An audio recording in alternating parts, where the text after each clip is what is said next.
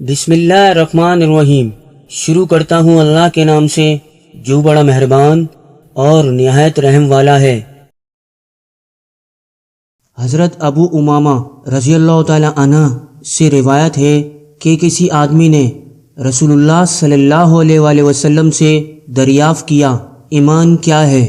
آپ صلی اللہ علیہ وآلہ وسلم نے فرمایا جب تیری نیکی تجھے خوش کر دے اور تیری برائی تجھے غمگین کر دے تو مومن ہے۔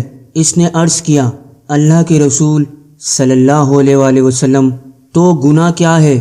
آپ صلی اللہ علیہ وآلہ وسلم نے فرمایا جب کوئی چیز تیرے دل میں کھٹکے تو اسے چھوڑ دو۔ حضرت ابو قتادہ رضی اللہ تعالی عنہ بیان کرتے ہیں رسول اللہ صلی اللہ علیہ وآلہ وسلم نے فرمایا سب سے برا چور وہ ہے جو اپنی نماز کی چوری کرتا ہے۔ صحابہ نے عرض کیا اللہ کے رسول صلی اللہ علیہ وآلہ وسلم وہ اپنی نماز کی چوری کیسے کرتا ہے؟ آپ صلی اللہ علیہ وآلہ وسلم نے فرمایا وہ اس کا رکوع و سجود مکمل نہیں کرتا۔